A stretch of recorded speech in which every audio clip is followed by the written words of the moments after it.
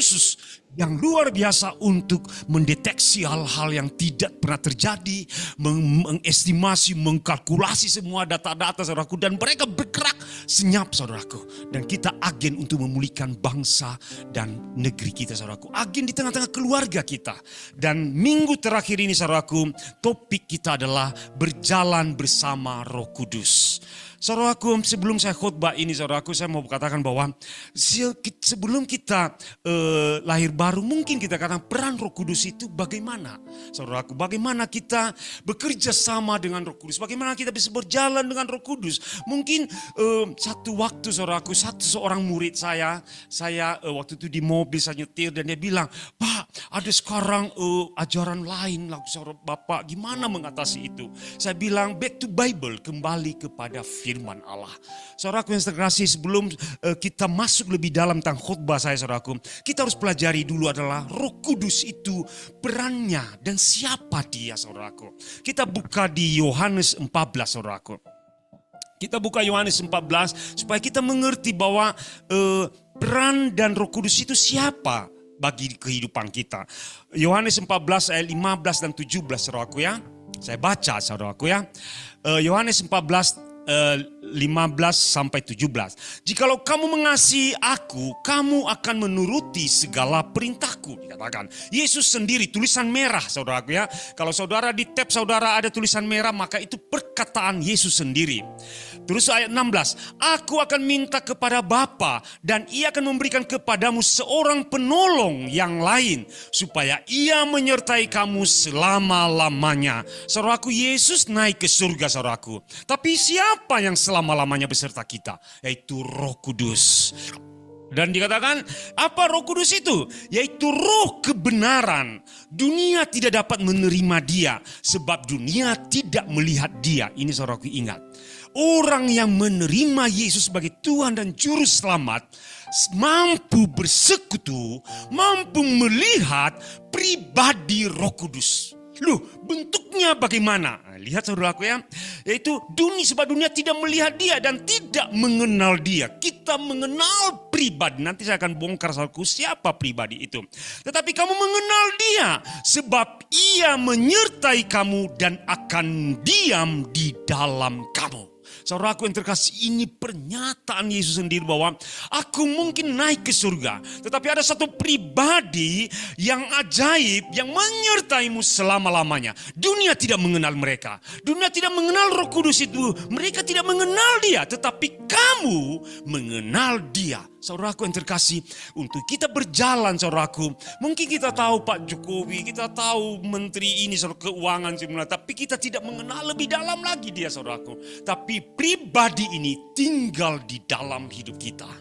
Ini luar biasa, ini keajaiban Tuhan saudaraku di muka bumi ini. Karya penyelamatan saudaraku, dia bisa menyelamatkan kita. Tetapi karya Roh Kudus menyertai kita. Itu luar biasa. Mungkin orang bilang, apakah sebatas penyelamatan Yesus aku sudah selamatkan? Benar, saya punya anak rohani dulu saudara, saya injili dia. Dan dia bilang bahwa aku sudah diselamatkan Pak. Dan aku mau suka-sukanya hidup. Saya bilang, tidak. Yesus akan tidak selama-lamanya bagimu. Nyatanya ketika bongkar di akhir hari perjalanan ini saudaraku, saya tahu dia menyertai kita. Dan makanya dia bilang jangan melukai Roh Kudus. Kenapa? Dia lembut dan menyertai kita. Dia tinggal. Ini karya keselamatan yang ajaib bagi kita saudaraku. Terus dia katakan ayat 26 lagi saudaraku. Kita lanjut lagi ke bawah dunia 26. Dikatakan apa? Tetapi penghibur, yaitu Roh Kudus yang akan diutus oleh Bapa dalam namaku, dialah yang akan mengajarkan segala sesuatu kepadamu dan akan mengingatkan kamu akan semua yang telah kukatakan kepadamu. Roh Kuduslah mengatakan firman bagi kita, yang meneguhkan firman itu bagi kita. Roh Kudus yang mengingatkan kita, hati-hati jangan ambil keputusan ini. Hati-hati kalau anak muda itu, saudaraku, anak saya bilang gini, Pak dia belum lahir baru, Pak dia nangis. Dia belum tahu Yesus Pak. Kasihan Pak, dia bilang gitu ya. Kenapa? Di dalam IG-nya tidak ada kata Tuhan, di mentionnya Tuhan tidak sedikit pun saudaraku. Nah dia tidak mengenal Tuhan. Bukan saya hakimi saudaraku, tapi ini penting bagi kita. Bahwa anak-anak muda hari ini harus mengenal satu pribadi terjadi dalam hidup mereka. Ketergantungan mereka kepada pribadi itu. Siapa itu? Ada Roh Kudus yang mengingatkan dia. Kematian dosa itu kalau engkau gantung dirimu. Saudaraku yang terkasih. Tapi karena tidak ada Roh Kudus, mereka tidak mengenal dia. Dia tidak mengingatkan saudaraku. Nah, tetapi Roh Kudus mengingatkan. Ayat 27. Damai sejahtera ku tinggalkan bagimu. Damai sejahtera ku berikan kepadamu. Dan apa yang kuberikan tidak seperti yang diberikan oleh dunia kepadamu. Janganlah gelisah dan gentar hatimu. Untuk melawan kegelisahan saudaraku, saya pikir adalah solusi. Tidak. Saya pikir adalah masalah, jawabannya adalah ada jalan keluar. Tidak juga. Banyak orang menemukan jalan keluar saudaraku. Di Gunung Kawi juga ada jalan keluar. Kekayaan juga mereka pikir adalah jalan keluar. Tetapi saya mau kalau jalan keluar yang terhebat adalah adalah ketika Roh Kudus bekerja di dalam hidup kita. Ketika dia lemah lembut mengajar kita saudaraku. Ini luar biasa. Kita lanjut lagi. Saya mau perjelas dulu tentang pribadi. Yohanes 16 saudaraku. Ayat 7 saudaraku. Yohanes 16 ayat 7 saya baca. Namun benar yang kukatakan ini kepadamu adalah lebih berguna kamu jika aku pergi. Sebab jikalau aku tidak pergi, penghibur itu tidak akan datang kepadamu. Tetapi jikalau aku pergi, aku akan mengutus dia kepadamu. Dan kalau ia datang, ia akan menginsafkan dunia. Saudaraku, kadang-kala saya penginjil saudaraku. Tadi aja sebelum berangkat ke sini, saya ngobrol dengan seorang bapak. Tukang sepeda saudaraku, goes saudaraku. Mereka punya kelompok goes. Saya pikir Injil terbuka. Saya makan 2 roti balok saudaraku. 1 istri saya dan 1. Saya buka pembicaraan. Kalau kami penginjilan saudaraku, saya tidak. Sekarang sebentar kan. Kalau mati juga langsung pergi dia atau nggak tahu saudaraku ya. Tapi saya selalu buka pembicaraan saudaraku. Dan apa yang terjadi? Katanya dia tidak mengarah kepada Injil. Ya udah, kami ngobrol aja. Dia punya anak 2 gitu. Nyambung pembicaraan. Biasanya saya minta nomor handphone saudaraku. Tapi saudaraku yang terkasih, saya bisa menginjili banyak orang. Tetapi kalau Tuhan tidak menginsafkan dia akan dosa, tidak ada guna. Saudaraku yang terkasih, Roh Kudus berperan menginsafkan orang. Makanya nanti ketika kita berjalan saudaraku, ada kuasa dalam hidup kita. Bisa saja orang akan insafkan dosanya. Akan terjadi. Dan ini yang dibilang oleh Pak Gunawan tadi, melawat mereka. Kenapa? Bayangan Petrus aja saudaraku bisa mempertobatkan orang, menyembuhkan banyak orang. Sabut tangan Paulus saudaraku bisa menyembuhkan banyak orang. Sekarang di Yohanes 3 ayat 34 dikatakan, kalau Tuhan mengutus kita, maka dia berikan rohnya kepada kita dengan tidak terbatas.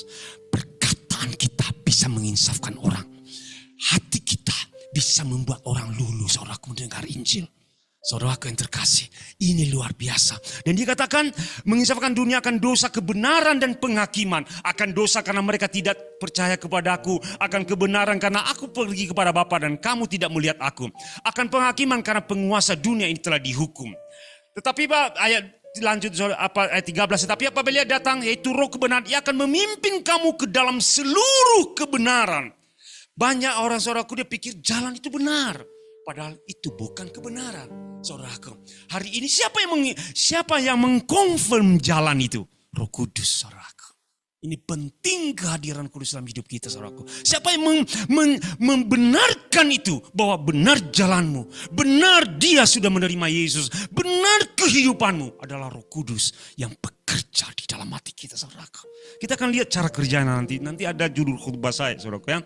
Dikatakan, sebab ia tidak akan berkata-kata dari dirinya sendiri. Tetapi segala sesuatu yang didengarnya itulah yang akan dikatakannya. Dan ia akan memberitakan kepadamu hal-hal yang akan datang.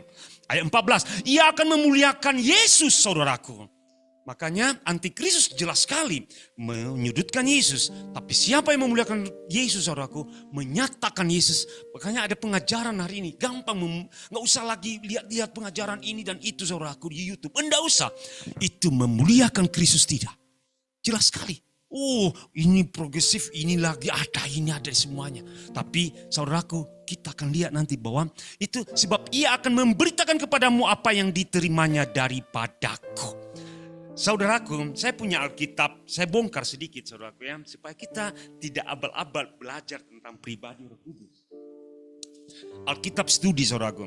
Saya baca saudaraku tentang pribadi Roh Kudus ini.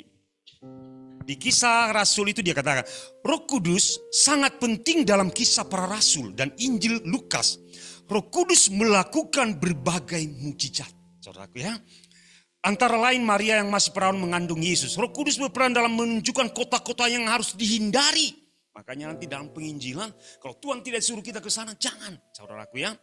Terus dia kata, yang harus dihindari atau yang harus dimasuki Paulus ke dalam kelak dalam perjalanannya. Roh Kudus memimpin manusia dan mengaruniakan karunia-karunia khusus kepada mereka seperti karunia berkhotbah tentang Yesus yang dapat dipahami dalam berbagai bahasa. Roh Kudus juga memberi para rasul keberanian, saudaraku, untuk berkhotbah dan menyembuhkan. Kuasa Roh Kudus menolong jemaat bertumbuh dan semakin kuat. Saudaraku, ini di studi Alkitab, saudaraku. Terus lagi di pribadi Roh Kudus. Bongkar lagi, saudaraku, ini jelas sekali. Melalui Roh Kudus Allah hadir dan berkarya di dalam dunia. Makanya kita jangan pernah menyepelekan kehadiran Roh Kudus. Amin, Bapak Ibu. Dia katakan, Alkitab Ibrani Perjanjian Lama menyatakan bahwa Roh Allah berkarya pada waktu penciptaan. Kejadian 1 ayat 2. Memberikan kehidupan bagi tanaman, hewan dan manusia. Para pemimpin Israel diberi kuasa dan tuntunan oleh Roh. Termasuk Musa dan 70 pemimpin yang dipilih. Saya nggak usah baca semuanya. Tapi ini berbicara tentang pribadi Roh Kudus. Dan judul khotbahnya hari ini saudara, berjalan bersama dengan pribadi itu. Saudaraku yang terkasih, bagaimana berjalan? Saya di dalam judul kecil saya hari ini adalah dari Sungai Yordan ke Galilea. Saudaraku, saya simpelkan khotbah saya seperti ini. Di Yohanes 3, ketika Yesus dibaptis, saudaraku, apa yang terjadi? Kita buka Yohanes 3, saudaraku, supaya tidak salah saya, saudaraku ya. Yohanes 3, saudaraku. Yohanes 3, ketika Yesus dibaptis, saudaraku, apa dikatakan?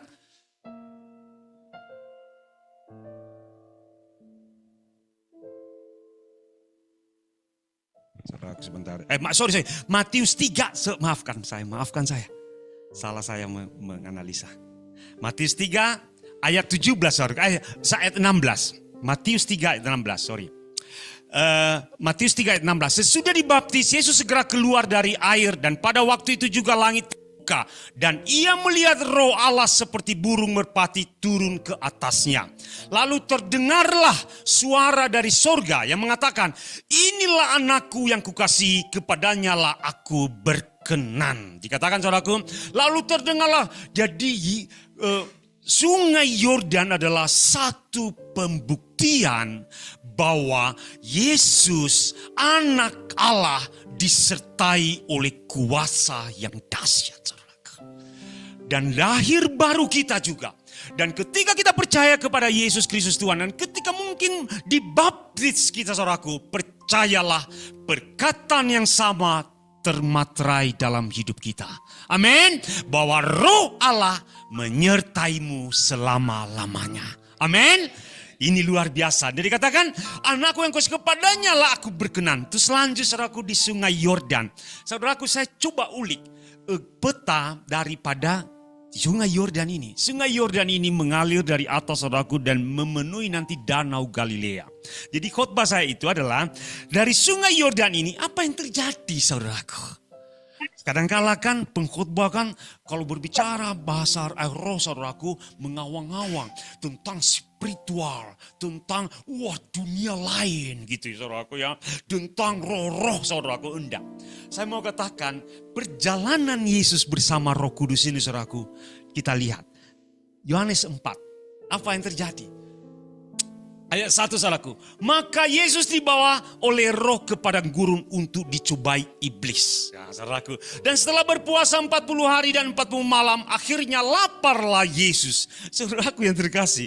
Ini ya, mungkin orang bilang, harusnya Yesus waktu itu ya, dia menjadi seorang yang tidak kelihatan gitu ya. Seorang makhluk gaib gitu ya, saudaraku. Tidak, saudaraku. Dia pribadi 100% manusia. Bertubuh manusia, saudaraku. Tetapi roh membawa dia. Makanya saudaraku, kadangkala saudaraku mungkin Yesus harusnya kan, ketika dibaptis suara keluar saudaraku. Hei anakku, inilah anakku yang kukasihi. Maka Yesus sombong mungkin saudaraku harusnya gitu ya. Aku ini anak Allah. Aku punya roh Tuhan. Aku akan memberitakan. Entah saudaraku, dia membiarkan dirinya terhubung dengan Bapa dan Bapa membawa dia. Saya pikir Bapa membawa dia kemana saudaraku? Ke bangsa-bangsa. Tidak saudaraku, ke padang gurun. Dan padang gurun berbicara tentang apa? Kelaparan, kesusahan saudaraku. Mungkin hari ini saya berpikir ya kalau saya khotbah Roh Kudus maka dunia roh. Saya pendoa saudaraku, kami pernah pergi ke Manado. Kami ingat dulu gereja setan GS saudaraku. Kami pergi ke sana saudaraku. Mendoakan berapa hari keliling Manado itu berdoa. Gereja setan. Kami pergi ke Singkawang berdoa saudara. Kota-kota saudaraku. Dan saya benar memang ada dunia rohnya saudaraku ya. Saya ingat sekali ya, saya baru tahu juga ya. Kami mendarat saudaraku dan kami di Jalan Oten baru pulang saudaraku. Tiba-tiba koslet apa saudaraku? Di aliran listrik itu. Koslet benar-benar api saudaraku. Dan setelah kami lihat ada. Dia menakutkan saudaraku. Terus saya ingat sekali di Soe saudaraku, saya menyetir itu aman. Tiba-tiba mati, overheat. Loh, tapi bisa kebakar kata situ. Ganti mobil. Kami ganti mobil, saudara dikirim mobil. Overheat lagi saudaraku. Tapi Tuhan bilang jalan aja. Itu dunia roh saudaraku. Jalan Soe, hutan dulu kan. Sampai ke Soe itu saudaraku. 3 jam 4 jam. Saudaraku, aduh gimana ini. Terus sampai di sana saudaraku. Cek, ban boy, cek. Ada apa ini? Nyatanya disulang saudara, ban dalamnya keluar. Tapi tidak meledak juga. Peperangan rohani, kami berdoa saudaraku. Dan terjadi memang itu dunia roh. Tetapi Yesus tidak dibawa seperti itu nyatanya. Yesus dibawa ke padang gurun saudaraku. Saudaraku yang terkasih, mungkin dalam hidup kita, kadang-kadang Tuhan bawa kita saudaraku ke padang gurun. Makanya di padang gurun itu Yesus berpuasa. Dan puasa berbicara tentang Roma 8. Hidup di dalam roh. Dagingnya mati saudaraku. Yesus mati daging saudaraku. Makanya dikatakan, saya kalau kita bukan nanti ini di dalam topik firman ini saudaraku. Saya tiba-tiba Roma 8. Berarti apa? Hidup di dalam roh. Mati daging saudaraku. Dan benar saudaraku, Yesus mati daging. Sehingga ketika dia ditawarkan dunia saudaraku oleh iblis. Dia kata lihat. Lalu datang si pencoba itu dan berkata kepadanya. Jika engkau anak Allah, perintahkanlah supaya batu-batu ini menjadi roti. Saudaraku. Ketika kita punya Roh Kudus, kadang-kala kita sombong. Makanya tidak boleh sombong. Tadi di Maestro ada 2 tipe pemimpin level 5. 1 kerendahan hati dan keteguhan hati saudaraku. Dikatakan Yesus sangat rendah hati saudaraku. Tapi dia bilang kalau aku dibawa di padang gurun ini, aku tahu aku mau menghancurkan kepala iblis. Saudaraku, mungkin engkau di padang gurun. Mungkin keluarga kita di padang gurun. Mungkin berat hadapi hari ini. Tapi engkau harus katakan, aku menghancurkan engkau iblis di atasnya. Amin Bapak Ibu. Sehingga dikatakan, lihat saudara. Tetapi Yesus menjawab, ada tertulis, manusia hidup bukan dari roti saja tetapi dari setiap firman yang keluar dari mulut Allah. Ada kuasa Roh Kudus tadi dikatakan berfungsi mengingatkan kita akan perkataan Yesus. Saudaraku yang terkasih, ketika kita di padang gurun, justru munculkan firman Allah. Ketika engkau dalam kesesakan, katakan, aku punya firman Allah. Aku punya perkataan Allah. Aku dibawa oleh Tuhan hari ini mungkin. Kalau boleh kesaksian saudaraku, saya sebenarnya tadi menahan ini tapi enggak apa-apa lah ya. Sorry. Hari Jumat kemarin itu anak saya kan sidang terakhir, sidang selesai S1-nya teknik elektro 2 ini saudaraku. Dan pikir-pikir, saya nangis. Saya nangisnya kenapa? Bukan karena lulus, bukan karena selesai dengan cum laude gitu saudaraku ya. Hebat. Tapi saya mau bilang, di padang gurun itu 3,5 tahun saudaraku, dia lihat bagaimana kami berdoa. Saya kuliah, anak saya persiapan ke Jerman saudaraku, nomor 2.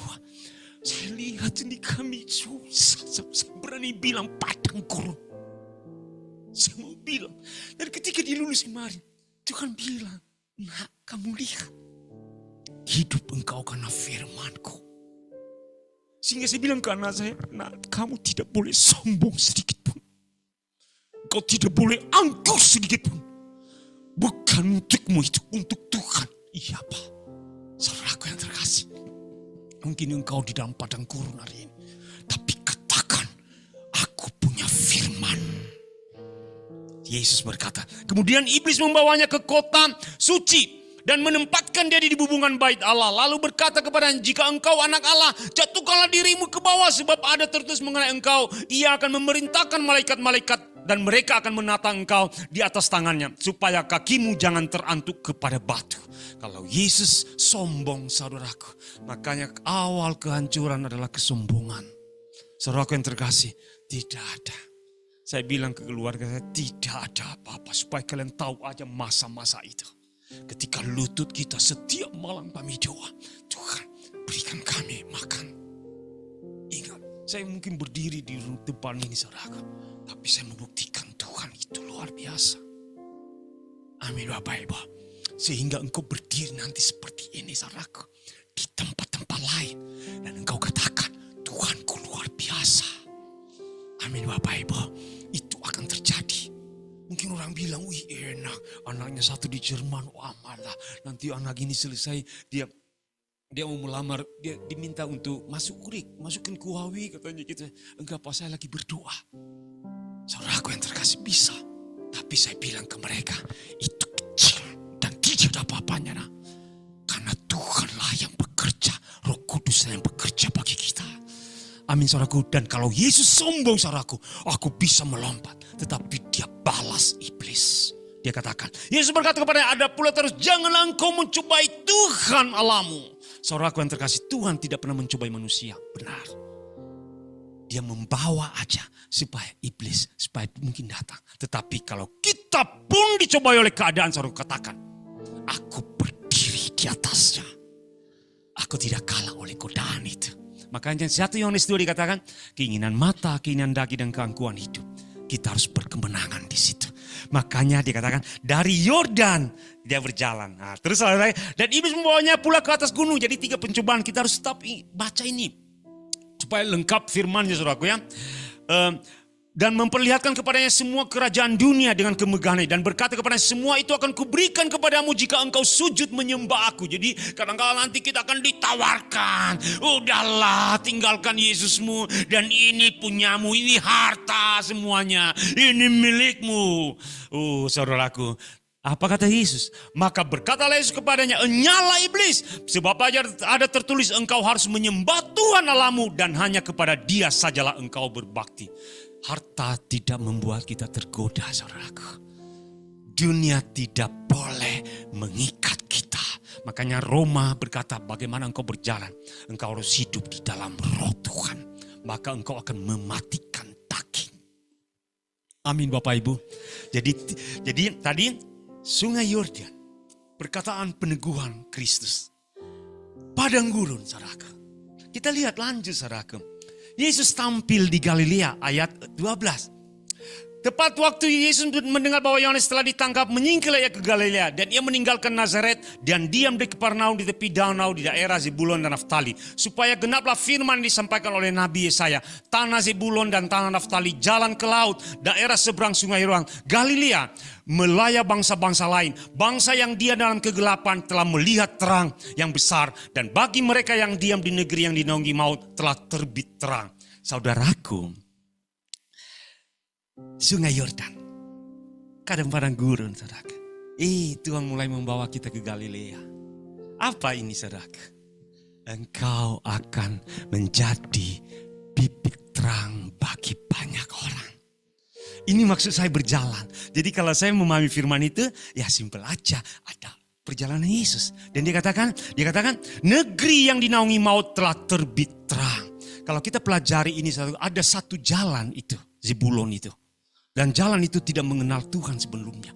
Tapi ketika Yesus lewat, saudaraku, ada terang di sana. Saudaraku yang terkasih, Roh Kudus tidak bekerja bekerja sendiri. Dia mau kita, saya dan engkau melalui hidup kita. Di dalam perjalananmu engkau mengalami Tuhan dan kehadirannya. Makanya mulai dari keluargamu. Aku merasakan damai bersama Bapakku. Aku damai di rumahku. Ada damai di tempat ini. Saya mau saksikan saudaraku. Satu waktu kami antar anak kami di sekolah. Terus ada Jalan Sriwijaya itu ada surabi saudaraku. Kami berhenti, kami parkir mobil dan kami berhenti. Terus kami makan pesan. Terus ada seorang kakek turun dari angkot. Dan pas di depan kami, dia giniin.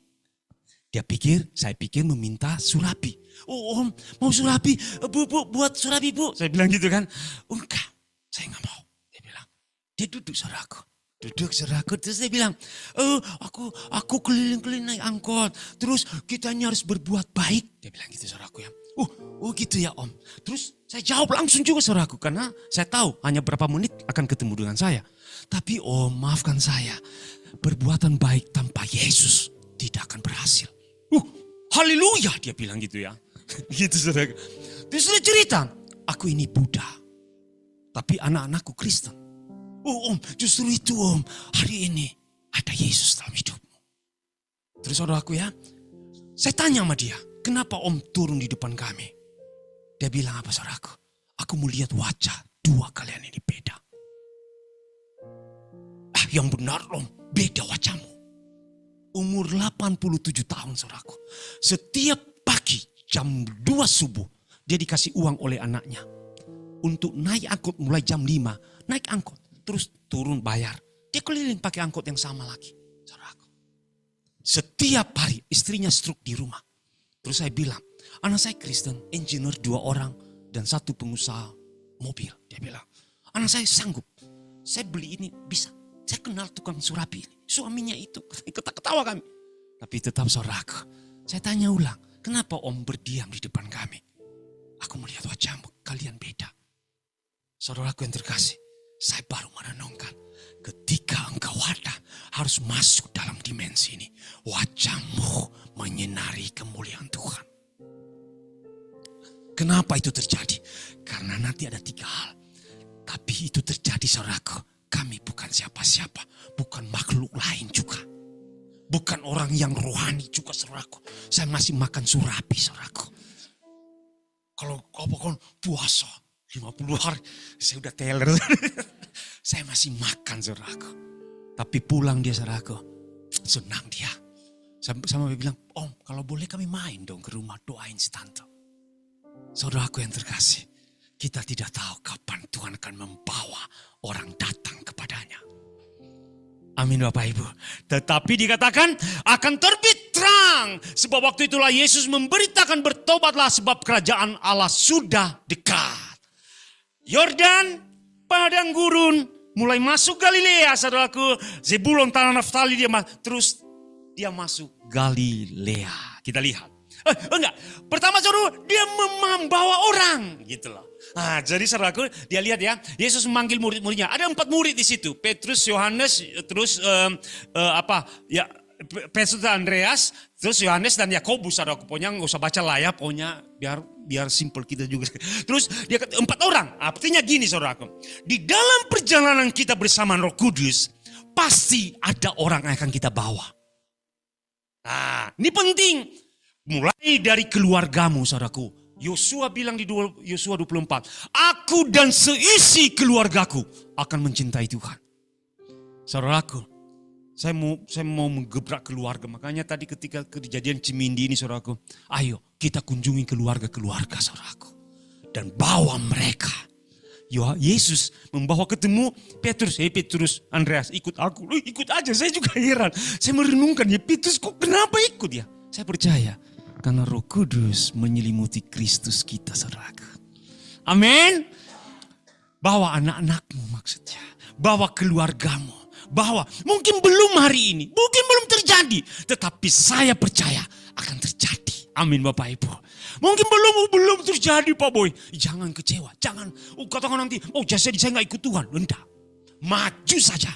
Karena waktunya mereka akan datang kepada Tuhan kok. Amin saudaraku. Karena murid selanjutnya juga kan bukan hari itu saudaraku. Akan ada murid lain setelah itu. Sampai 8 orang lagi kan setelah itu. Saudaraku yang terkasih. Jadi akan ada orang. Mulai mungkin keluarga kita sudah belum ya udah maju aja. Pokoknya bersama dengan Tuhan. Bawa orang, muridkan orang saudaraku. Mungkin siapa saudaraku yang kau bisa bawa. Saya menantang hari ini. Pokoknya doakanlah tetangga-tetanggamu. Doakanlah keluarga-keluargamu. Kami punya saudaraku ya pelayanan perintisan saya. Yang saya bawa kemarin sebenarnya banyak Mbak Santi. Tapi kan saya belum siap karena saya harus khotbah waktu itu. Jadi sebenarnya banyak yang mau ikut. Jadi kami mau ikut Pak Boy. Kami mau ikut Pak Boy. Saudaraku yang terkasih. Bawa banyak orang.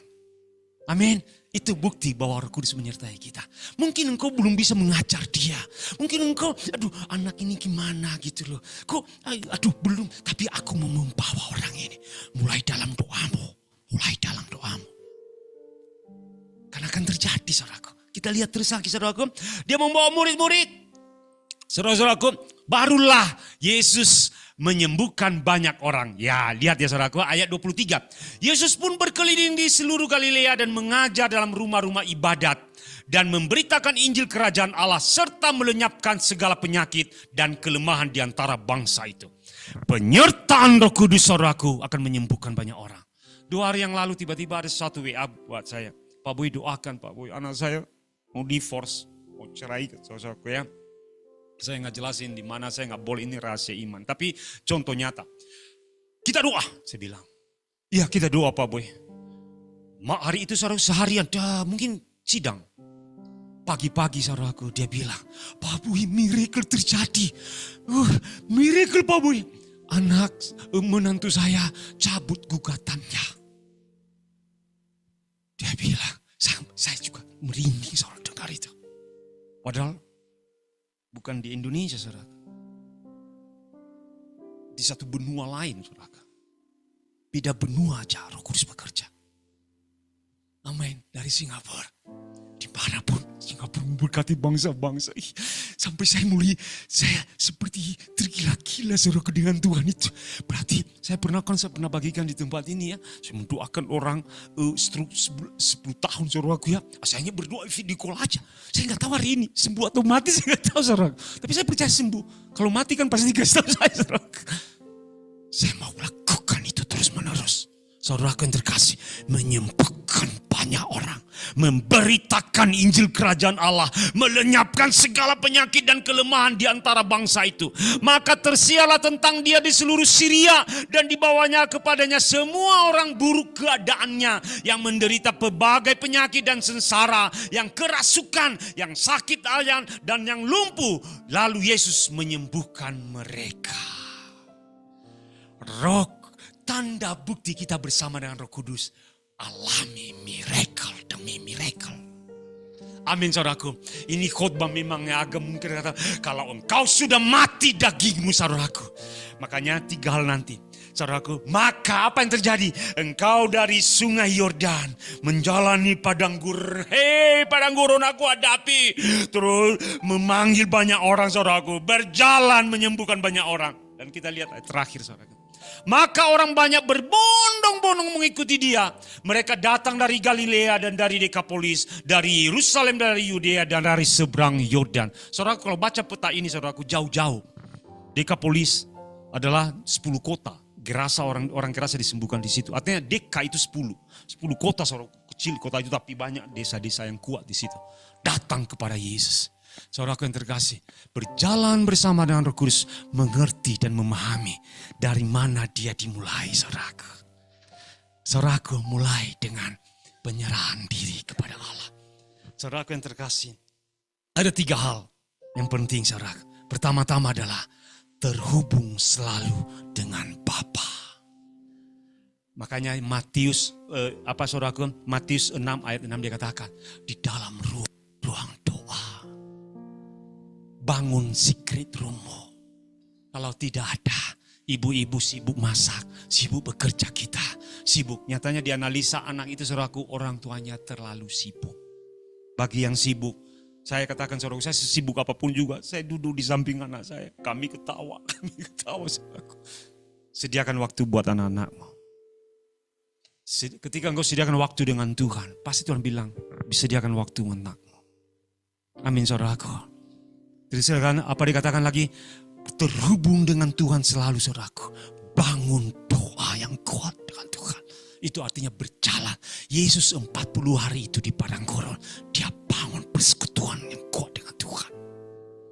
Sehingga pencobaan tidak mengenai dia saudaraku.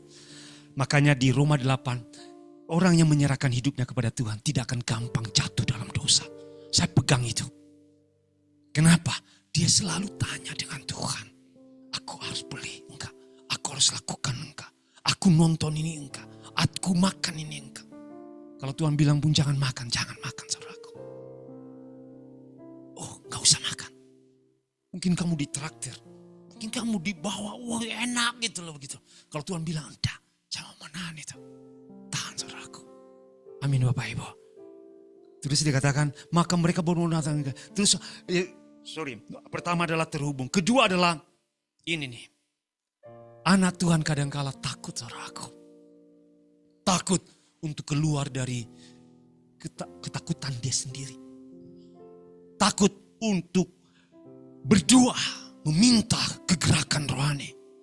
Takut untuk meminta jiwa-jiwa. Nanti kalau dia bertobat gimana? Ketakutan sendiri saudaraku. Tapi saya mau katakan hari ini, hal kedua adalah keberanian menantang dunia. Jujur, saya mau bilang ya saudaraku ya, memang anak saya kan, dia bilang, "Pak, doakanlah aku, Pak. Aku ada 3 aja pilihan ini apply, Pak. Satu Halliburton perusahaan eksplorasi minyak, saudaraku. Nah, satu di Jerman. Nanti kamu pergi kemana lagi, nak?" Tapi Tuhan bilang, kalau itu tetapanku bagi anakmu, apa yang kamu takutin? Saudaraku, saya mulai berdoa meminta sama Tuhan. Dulu waktu sebelum nikah saudaraku, Tuhan bilang, aku mau punya anak 5. Kan 5 benua. Saya nggak tahu, apakah itu mimpi gila atau tidak saudaraku. Tapi saya mau katakan, menantang dunia berbicara tentang keberanian memiliki iman. Engkau berani beriman, orang itu sembuh. Orang itu bertobat. Oh, keluargaku bertobat. Seluruh isi keluargaku bertobat. Engkau penantang dunia. Kan dunia bilang, oh tidak mungkin dia bertobat. Makanya isi ibu itu ketika di WN saya. 2 saya kasih ayat. 1, Matius 16 ayat 26, saudara. 19 ayat 26. Bagi manusia itu tidak mungkin. Tapi bagi Allah segala sesuatu mungkin. Kedua Efesus 3, saudaraku. Saya bilang sama dia. Melampaui segala pengetahuan. Dan dia bilang, amin Pak Boy. Menantang dunia. Kami jauh saudaraku. Beribu-ribu kilometer. Juta pun kilometer. Tapi saya keluar dari zona itu. Sampai saya bilang, Tuhan jawab enggak ya? Tuhan jawab enggak? Tapi Tuhan bilang, engkau sedang menantang sesuatu keadaan. Saudaraku, Bapak, Ibu, berani keluar dan katakan, aku menantang yang tidak mungkin menjadi mungkin.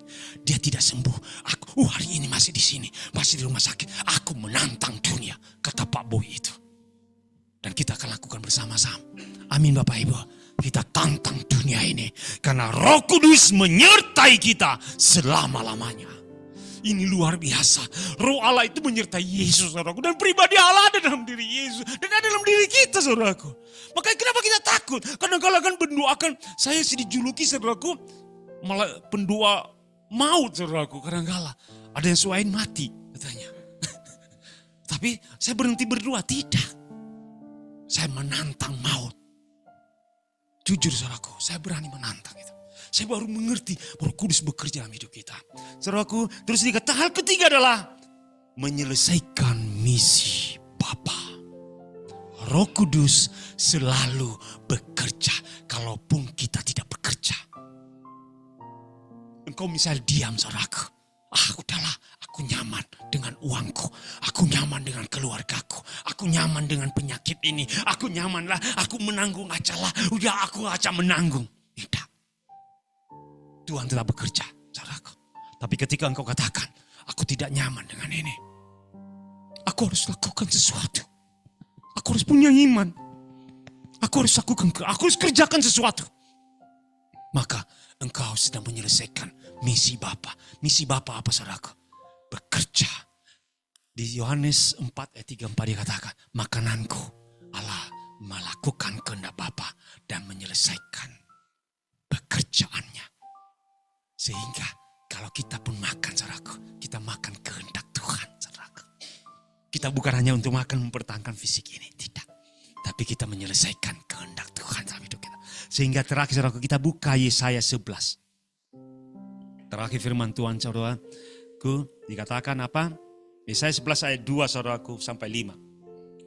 Roh Tuhan akan ada padanya, roh hikmat dan pengertian, roh nasihat dan keperkasaan, roh pengenalan dan takut akan Tuhan. Ya, kesenangannya ialah takut akan Tuhan. Ia tidak akan menghakimi dengan sekilas pandang saja, atau menjatuhkan keputusan menurut kata orang. Artinya apa, saudaraku? Bukan pertimbangan dia. Dia marah ke istrinya, dia mengambil keputusan, dia bertanya dulu dengan Tuhan. Tetapi ia akan menghakimi orang-orang lemah dengan keadilan. Dan akan menjatuhkan keputusan terhadap orang-orang yang tertindas di negeri dengan kejujuran.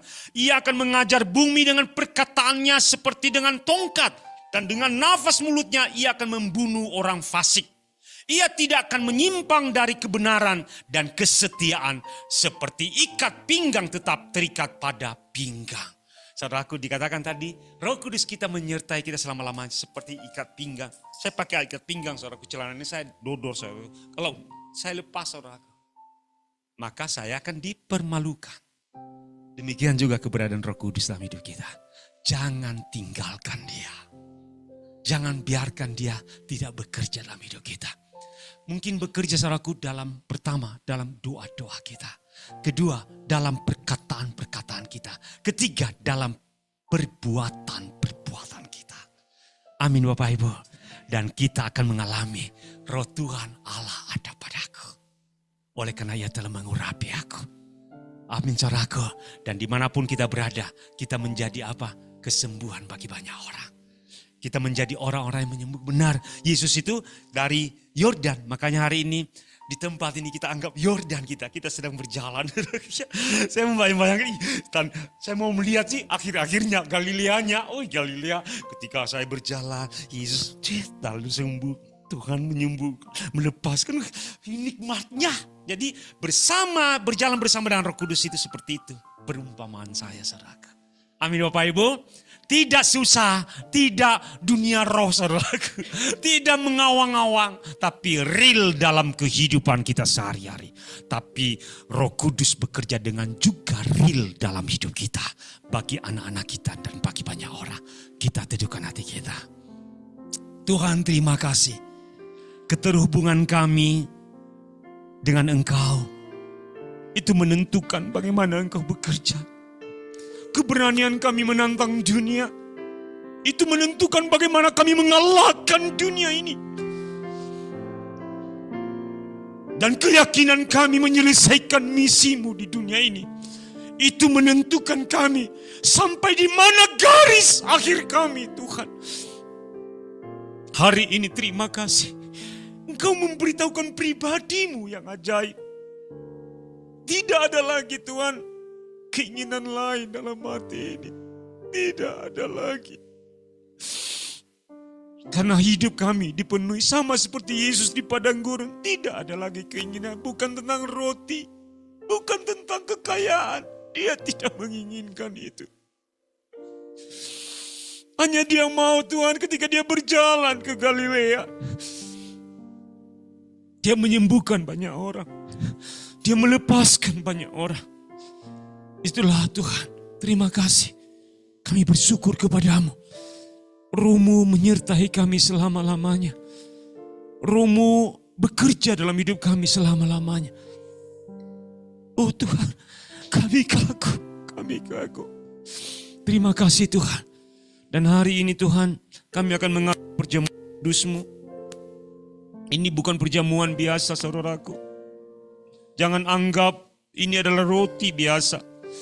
Tapi ini adalah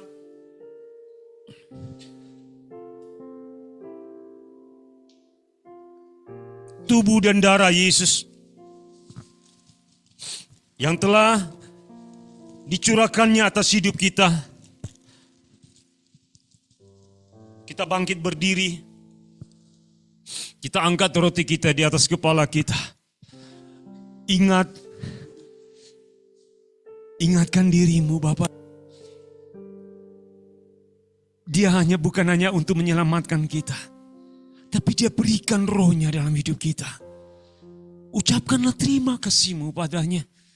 Dan bukan hanya sementara. Bukan hanya sementara ketika kita bekerja atau hidup di dunia ini, tapi selama-lamanya. Bagaimana cintanya bagi kita. Bagaimana kasihnya yang ajaib bagi kita. Bagaimana dia menolong, mengingatkan kita. Bahkan dia katakan menginsafkan dunia akan dosa, kebenaran dan penghakiman. Bagaimana dia bekerja di tengah-tengah perjalanan demi perjalanan kita. Bagaimana dia menolong kita. Bagaimana dia melepaskan kita dari ikatan-ikatan dosa. Dari kehancuran dunia ini. Tuhan, terima kasih. Terima kasih Tuhan. Terima kasih. Baik online, ambillah rotimu dan angkat rotimu di atas kepalamu. Inilah tubuh Kristus. Tubuh yang terpecah-pecah bagi pengampunan dosa kita. Dan bukan hanya dosa kita, bagi seluruh dunia. Kita angkat di atas kepala kita. Sebab apa yang telah kuteruskan kepadamu, telah aku terima dari Tuhan, yaitu bahwa Tuhan Yesus pada malam waktu ia diserahkan mengambil roti, dan sesudah itu ia mengecap syukur atasnya, ia memecah-mecahkannya dan berkata, inilah tubuhku yang diserahkan bagi kamu, perbuatlah ini menjadi peringatan akan aku. Silakan engkau menikmati tubuh Kristus.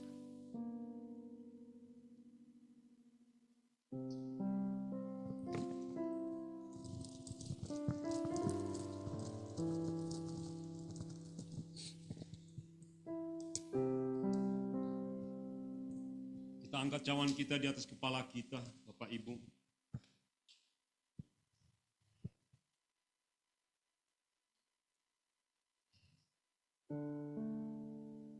Kita angkat cawan darah Kristus yang tercurah bagi pengampunan.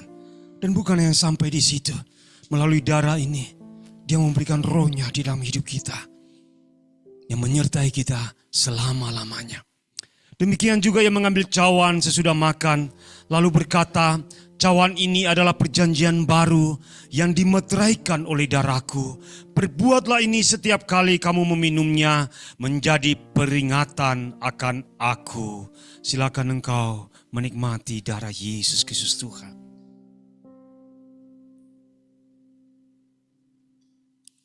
Ucapkanlah syukurmu. Ucapkanlah syukurmu.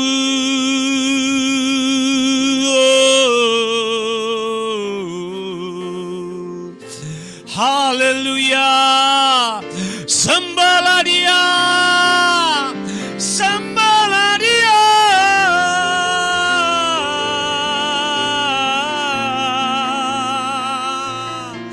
Oh, biarkan Dia disenangkan.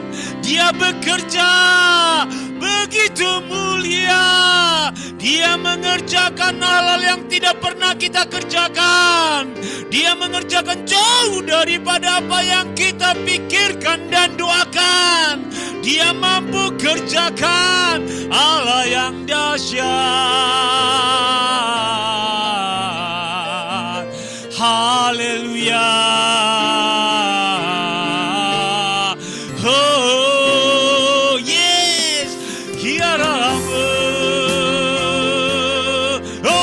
Sembahmu, naikkan syukurmu. Kalau engkau diingatkan Tuhan keluarga-keluarga di sekelilingmu, kalau engkau diingatkan Tuhan keluarga besarmu, kalau engkau diingatkan Tuhan tetangga-tetanggamu, kalau Tuhan ingatkan siapapun, teman anak-anakmu mungkin, siapapun mereka, bawa mereka. Kita doakan mereka hari ini. Kita bawa di kirbat Allah yang mulia. Oh, kiara lama ya. Oh, mungkin teman-teman kita bekerja, mungkin orang sekantor kita, mungkin tetangga-tetangga kita. Yes, kita bawa mereka kepada Allah yang ajaib, Allah Allah bekerja menginsafkan mereka akan dosa, kebenaran, dan penghakiman. Akan terjadi di hari-hari terakhir ini. Allah akan mencurahkan roh-Nya. Yes, di dalam nama Yesus Kristus Tuhan. Yes Tuhan.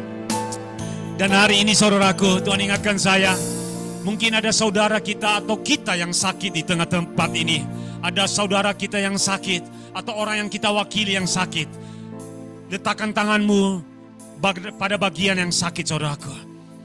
Firman Allah yang berkata, bukan saya, saudaraku. Doa orang pembenar apabila dengan yakin didoakan sangat besar kuasanya. Mereka akan menumpangkan tangan atas orang sakit dan orang itu sembuh. Letakkan tanganmu bagi orang sakit sekelilingmu. Mungkin ada tetangga kita, mungkin ada orang yang kita kasihi. Letakkan itu dan kita berdoa di dalam nama Yesus Kristus Tuhan. Engkau roh yang hidup, roh yang bekerja, yang mampu menginsafkan, menyembuhkan banyak orang. Kami berdoa di dalam nama Yesus atau mewakili orang yang sakit hari ini. Kami berdoa di dalam nama Yesus Kristus Tuhan. Kami atau orang itu mengalami kesembuhan di dalam nama Yesus Kristus Tuhan. Kami menghancurkan roh-roh sakit penyakit, kanker, jantung, apapun sakit usus, sakit, oh Tuhan, peredaran darah mereka, urat-urat saraf mereka, apapun di otak mereka, di lengan, di kaki mereka, kami cabut di dalam nama Yesus Kristus Tuhan. Yes Tuhan, benar. Allah sanggup melakukannya jauh daripada apa yang kita doakan. Tuhan terima kasih. Terima kasih. Kita berdoa untuk keluarga-keluarga. Tuhan ingatkan saudaraku. Untuk orang-orang keluarga-keluarga yang mungkin bekerja sibuk dan mereka tidak mengenal Injil. Tapi kita berdoa supaya Roh Kudus melawat mereka. Kita angkat tangan kita bagi keluarga-keluarga saudaraku. Doakan mereka, doakan mereka. Oh, di dalam nama Yesus Kristus Tuhan, lawat keluarga-keluarga. Lawat anak-anak muda Tuhan. Lawat anak-anak di dalam rumah. Bapak-bapak, ibu-ibu Tuhan di dalam keluarga-keluarga itu. Lawat mereka di dalam nama Yesus Kristus Tuhan. Mereka boleh datang ke rumah Tuhan. Mereka boleh bertemu dengan kami. Mereka boleh disembuhkan. Mereka boleh dilepaskan di dalam nama Yesus Kristus Tuhan. Terima kasih Tuhan. Terima kasih. Amin. Arahkan mata dan hatimu. Kita akan kepada Yesus saudaraku. Percayalah, Roh Allah menyertaimu. Dia tidak pernah meninggalkanmu. Dia yang mendidik, memberi hikmah dan pengertian di dalam hidupmu. Allah mengurapi engkau. Allah menjamah engkau, memberkati anak-anakmu, memberkati keluargamu, pekerjaanmu dan usahamu. Percaya, Allah akan membuka terobosan demi terobosan bagimu. Terima kasih Tuhan. Pertolonganku ialah dari Tuhan yang menjadikan langit dan bumi. Ia takkan membiarkan kakimu goyah, penjagamu tidak akan terlelap. Sesungguhnya tidak terlelap dan tidak tertidur penjaga Israel. Tuhanlah penjagamu, Tuhanlah naunganmu di sebelah tangan kananmu. Matahari tidak menyakiti engkau pada siang atau bulan pada waktu malam. Tuhan akan menjaga engkau terhadap segala kecelakaan. Ia akan menjaga nyawamu. Tuhan akan menjaga keluar masukmu dari sekarang sampai selama-lamanya. Di dalam nama Yesus Kristus Tuhan kami sudah berdoa. Terima kasih untuk firman-Mu Tuhan. Terima kasih untuk hamba-Mu ini. Hamba terbatas tapi Engkau tidak pernah terbatas. Di dalam nama Yesus Kristus Tuhan kami berdoa dan mengucap syukur. Sama-sama kita katakan amin. Shalom Singapura.